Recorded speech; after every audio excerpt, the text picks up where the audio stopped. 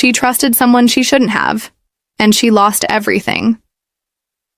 But it was precisely from this betrayal that the strongest woman she ever imagined she would be was born. Her sister stole every penny she had saved with work and hope, and the cruelest part, no remorse, no explanation, just the silence of someone who carries the same blood, and the coldness of someone who doesn't look back. But life has its own paths, and sometimes it's in the fall that God shows us the solid ground where we can start over. This story will move you. It will leave you indignant, emotional, and in the end, it will make you believe again in the power of overcoming. If you value stories that touch the heart, subscribe to the channel now. You're in the right place. Here, each story is a life lesson. It was late afternoon when everything started to change, but as in every emotional disaster, I didn't realize it right away. You know that kind of blind trust that we only give to those who carry the same blood? That's right. My sister was my safe haven since I was little.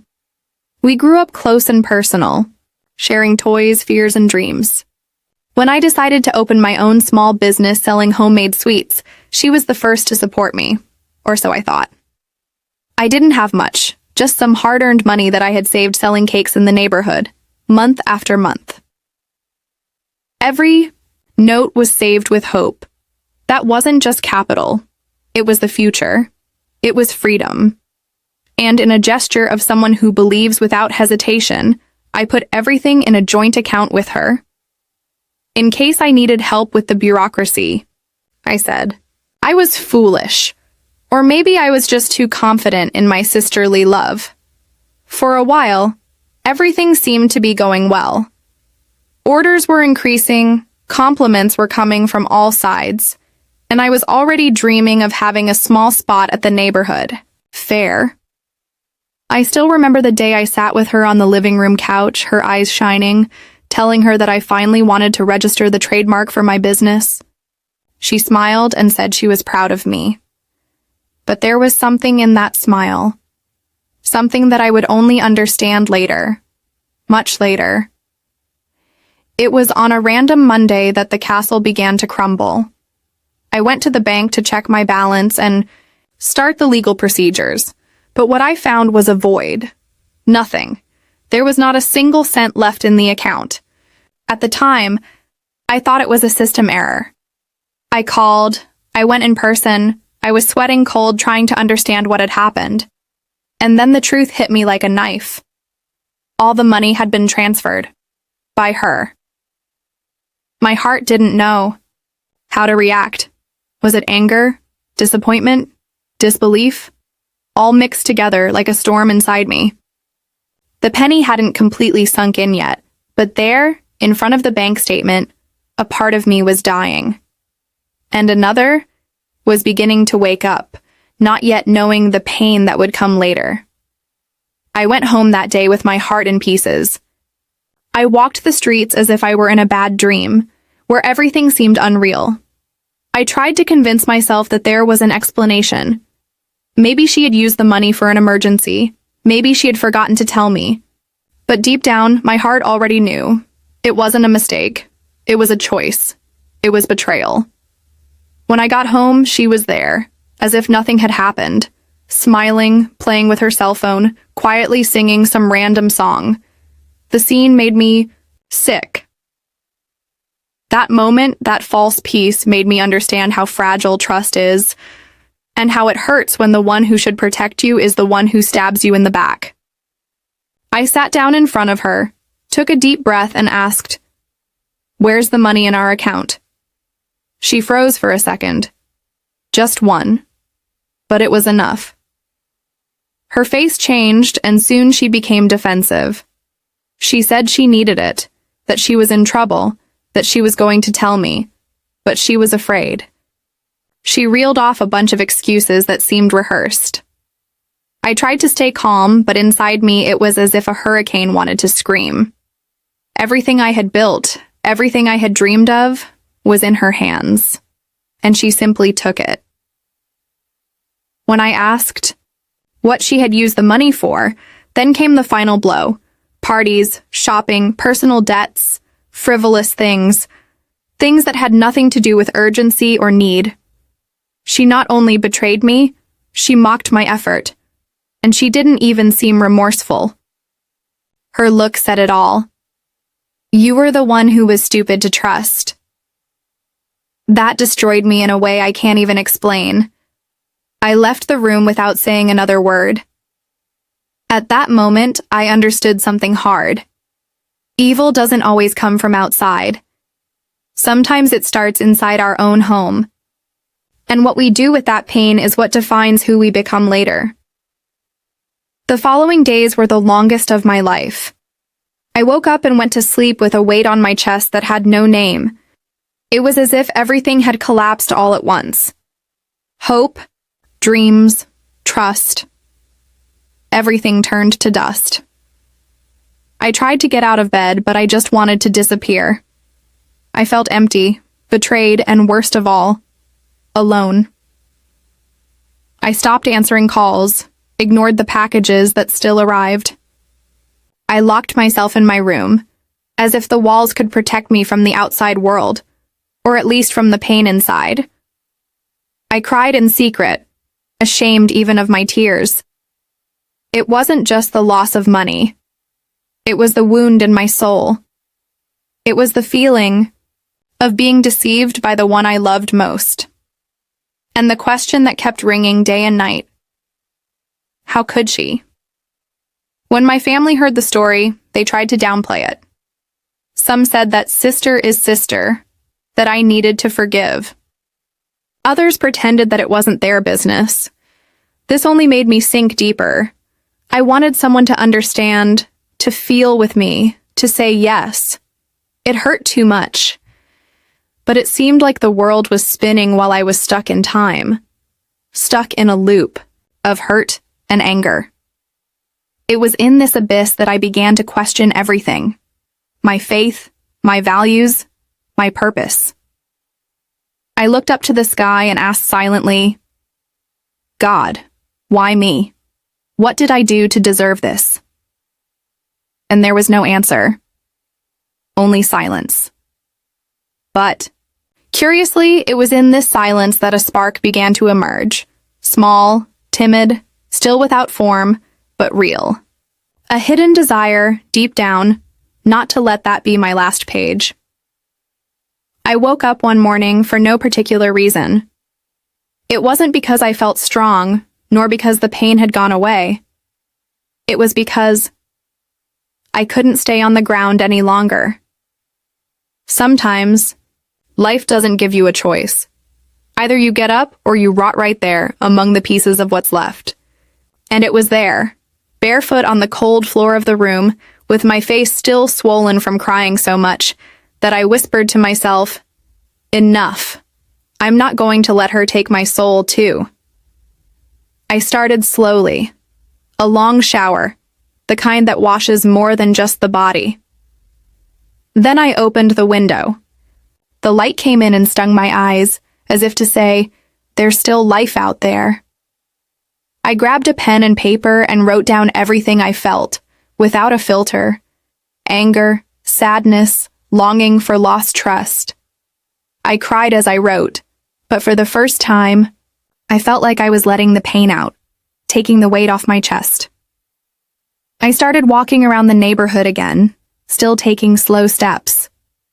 Some neighbors asked about me and said they missed my cakes. And there, in the midst of simple conversations, I began to understand. Maybe I still had something to offer, something of my own that no one could take away. It was one of them who said, "You have a gift, girl. Don't let it die." That phrase went through me like a hug, and it echoed for days. I went back to making small recipes, just for myself. Not to sell, not yet, but to remember who I was before the injury. And, with each batch of dough mixed, with each hot batch, something inside me began to warm up again. It wasn't revenge yet. It was survival. It was the beginning of a strength I didn't know I had. It was on a Sunday afternoon that I made the decision. I would do it all over again, but this time, alone. Without shortcuts, without depending on anyone. I took what was left in my kitchen, flour, sugar, courage, and started. It was little, almost symbolic, but what mattered was the gesture. I started making simple cakes, spreading the word through my neighbors, just like I used to. The difference is that now, each cake that came out of the oven carried a piece of my soul in the process of rebuilding. I created a new page on social media. Simple, honest. I posted my story there, without hiding the pain, but with a message of starting over. Not every loss is the end. Sometimes it's just the beginning of a stronger version of yourself. Within a few weeks, the orders started coming. Back. People said they could taste my strength in the sweets. That moved me and gave me more energy. I worked twice as much as before, but now with a certainty that I never had. No one would have control over what was mine anymore. No joint accounts, no empty promises, only me and God. And it was at that time that I started praying for real again. Not with requests, but with gratitude, for being on my feet, for having survived, for feeling, even after the earthquake, new, ground being formed beneath my feet. And then something amazing happened. A small store in the city center was being vacated. I didn't even have the money to do it, but I went to check it out. I walked into that empty space and felt a strange peace, as if it had been waiting for me. My heart whispered, "This is it." And that day, without even knowing how, I decided that I would make it happen. I didn't have the money to rent the store. But for the first time, that didn't stop me from trying. I did everything I could. I looked for microcredit lines, I talked to people I knew, I knocked on doors that I would have been embarrassed to knock on before. Every no I received hurt, but it also pushed me forward. Because I knew that this time it was for me, not out of pride, not out of revenge, but out of self-love and out of faith. One of my old clients, upon hearing my story, recommended me to a fair for local entrepreneurs. I went with my heart in my mouth, taking a makeshift table, simple cloths, and the cakes I had managed to make that week. On the first day, I sold everything. On the second, people came saying they had heard about me. And it was there, among cardboard boxes and strange smiles, that the flame became a fire. With the money from the fair and a little help from a true friend, one of those rare ones who shows up when no one else offers a hand, I was able to pay the first month's rent. I went back into the store, but this time with the key in my hands. I cried in silence. Not out of sadness, but because I realized that life was giving me a chance. Not to go back to what I was, but to become something greater. I started painting the walls with my own hands. I remodeled the counter with reclaimed wood. Every detail was done with care, sweat, and purpose. I gave it a name that came from the depths of my soul. Sweet New Beginning. And when I hung the sign on the door, I understood. This was more than a business. It was living proof that, with faith, courage, and honest work, we are reborn, even after being betrayed by those we least expect. It was on a quiet morning, a few days after the official opening of the store, that the past decided to visit me. I was organizing the window display, listening to soft music on the radio, when I heard the door open and the bell ring. I looked up, and there she was, my sister, the woman who brought me down. She took everything and disappeared. Time seemed to have frozen at that moment. She came in slowly with a look that mixed guilt and despair. She was thinner, her face tired. I could say that it gave me pleasure, that seeing her in ruins brought me justice. But that wouldn't be true. What I felt was a whirlwind inside. A mix of memories, pain, pain and a silence so thick that I could hear my heart beating. She looked me in the eyes and simply said, "You did it, didn't you?" I didn't answer right away. I just watched her. I wanted to understand what brought her there. And then she started talking. She said that her life had become chaos since she took everything from me, that she lost friends, respect, even her job. That she thought about me every day, but didn't have the courage to come back sooner. She cried. She said she felt ashamed, that she didn't ask for forgiveness because she deserved it, but because she couldn't bear the weight of what she had done anymore. It was one of the most difficult moments of my life, because hate screams, but forgiveness whispers. And at that moment, I didn't know which voice to listen to. Part of me wanted to throw her out of there, to scream at her for everything she had done to me. But another part, deeper, more serene, remembered everything I had learned along the way. That forgiving is not forgetting. It is choosing to no longer carry the poison that was given to us. She asked me if I would ever be able to look at her as a sister again. And I took a deep breath. I didn't answer with words. I simply offered her a piece of fresh cake, fresh out of the oven. She took it with trembling hands and understood. Sometimes forgiveness begins with a small gesture, but one filled with everything that the heart has already decided a long time ago. After that morning, she came back again and again, not as a repentant sister trying to make up for lost time, but as someone seeking reconstruction. Sometimes she would just sit at the counter and drink coffee in silence. Other times, she would help wrap sweets without asking for anything in return, and I would let her. Not because the wound no longer hurt, but because I understood that life is bigger than what hurt us. And forgiveness, when it is true, transforms us more than the person who hurt us. Over time, I realized that that story, however unfair, painful, and cruel, made me born again. I learned to trust myself, to listen to my instincts, to not hand my dreams over to those who don't know their value. I learned that God can even use betrayal to teach us the strength of faith and the power of starting over. And that everything that is taken from us by force, He can give back with purpose. My store grew. I hired 2 employees. I started teaching courses for women who wanted to start their own businesses with very little, just like me. Each class was a piece of my story transformed into a tool of hope for someone. People came not only for the sweets, but for the energy of the place. They said they felt something different there. And I knew what it was. It was true. It was pain transformed into light. As for my sister, well, she still bears the scars of what she did, but now she also carries a sincere attempt to change. And that, in itself, is already a start. I haven't forgotten what happened, and I don't need to. Because remembering is also a way of not falling into the same place.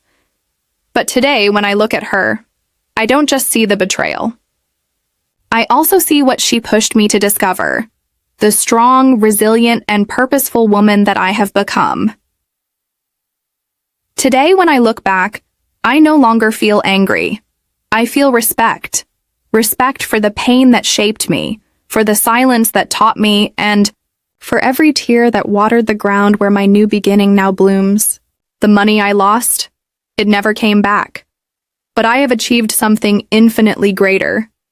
Dignity, independence, and a faith that is no longer easily shaken. And that, no one can take that away from me.